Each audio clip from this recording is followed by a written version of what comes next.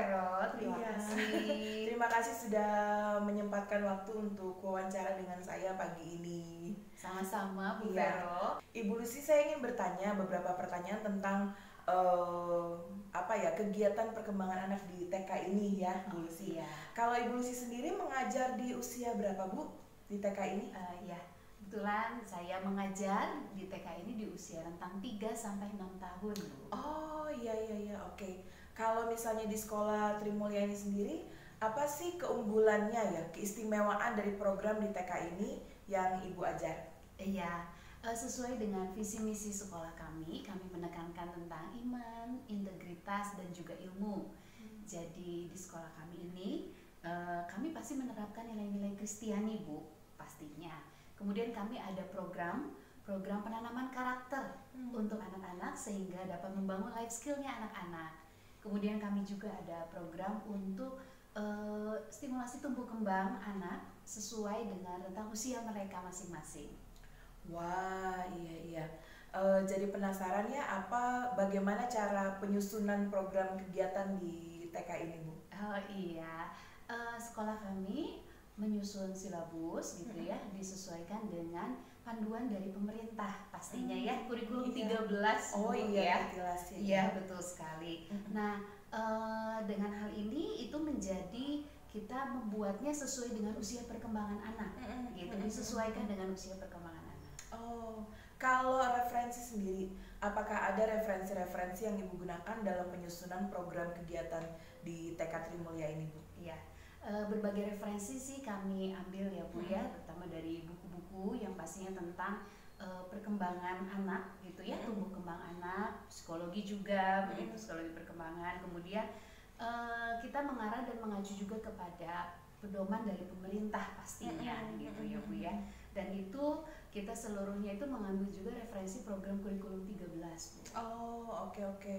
Berarti ada juga seperti ini nggak, Bu, pelatihan-pelatihan gitu untuk guru-guru? Iya, betul sekali. Oh, ada juga berarti ya?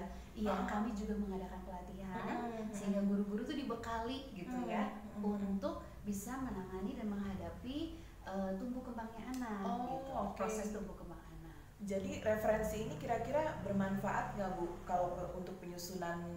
Pastinya ya, sangat bermanfaat ya Bu ya dalam penyusunan program kegiatan untuk anak-anak. Lebih mempermudah, Bu, ya? Betul sekali. Saya melihat ada yang menarik di program TK Ibu ini, yaitu adalah program penanaman karakter. Boleh nggak diceritakan sedikit tentang penanam karakter ini seperti apa sih untuk anak usia dini ya? Iya, boleh banget Ibu Vero ya. Penanaman karakter ini kita kasih nama dengan karakter building begitu. Nah, ada 6 karakter Bu di dalamnya. Itu ada orderliness, kemudian ada responsibility, kemudian ada cleanliness, kemudian ada obedience, ada friendliness dan inisiatif. Nah, kesemuanya ini adalah karakter dasar yang disesuaikan dengan karakter nilai-nilai Kristiani, Bu. Nah, di dalam karakter-karakter ini anak-anak itu akan melakukan satu pembiasaan gitu. Kalau di pelajaran karakter buildingnya itu anak-anak kan mendapat informasi mengenai definisinya, artinya gitu, mengapa mereka harus mempelajari hal itu. Nah, implikasinya itu ada di pelajaran good habit namanya, Bu. Iya, dan itu menjadi satu kesatuan. Kenapa harus ada itu? Nah, itu karakter itu anak-anak bukan hanya sebagai satu kognitif pengetahuan saja, tetapi mereka menghidupi dalam kehidupannya supaya mendarah daging gitu loh, Bu. Wah, iya ya. Dan sudah pasti akhirnya karakter Kristiani itu akan muncul, atau akhlak mulia itu sudah akan muncul sendirinya dari anak-anak itu sendiri. Iya. Begitu. Jadi tadi saya dengar ada 6, Bu ya. Betul. Orderliness itu bahasa Indonesianya keteraturan. Habis itu ada responsibility, tanggung jawab. Betul. Cleanliness itu kebersihan. Kebersihan, kemudian obedience itu ketaatan. Betul. Wow. Lalu kemudian ada yang namanya friendliness ya? Bersahabat. Gitu, persahabatan. Jadi menjalin sosial dengan teman-temannya, begitu.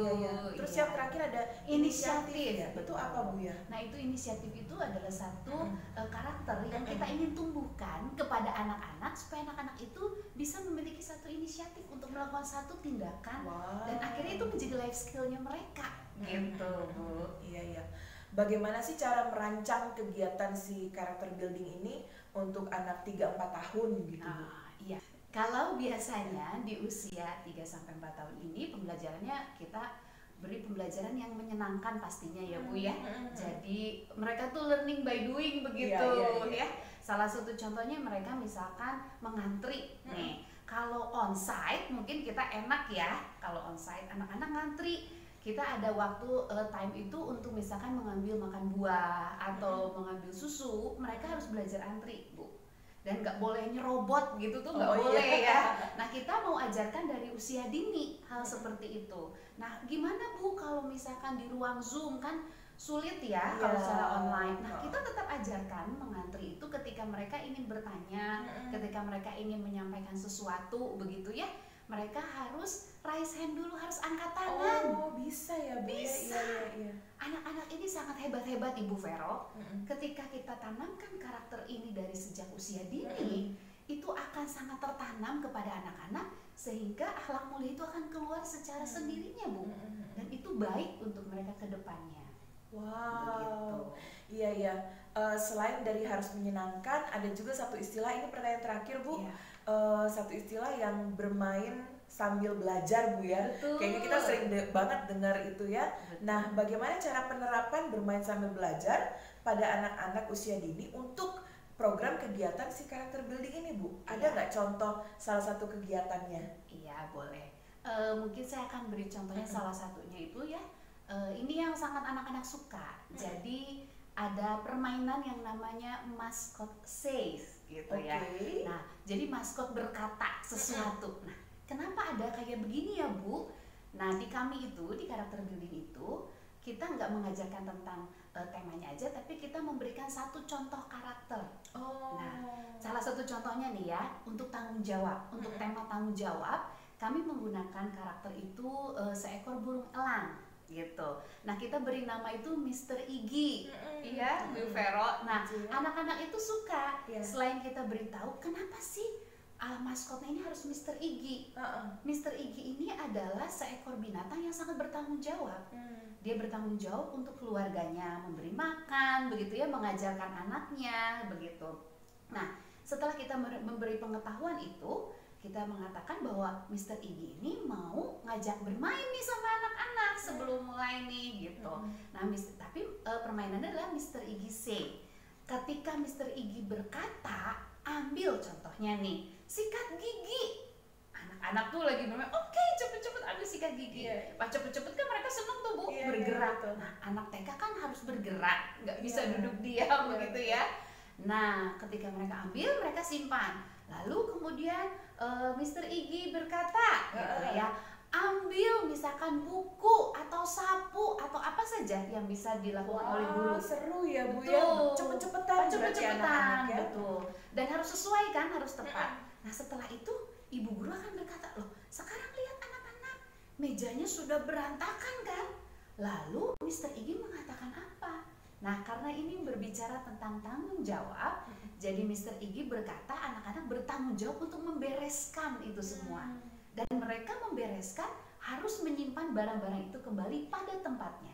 Nah pada saat itu juga kita tetap akan menerapkan juga orderliness atau keteraturan itu Bu.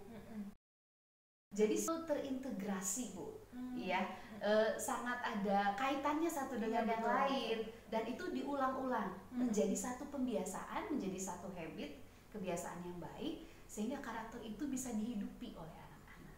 Itu salah satu contohnya Bu. Luar biasa sekali ya Ibu Lucia. Terima kasih banyak loh Bu Lucy waktu wawancara ini.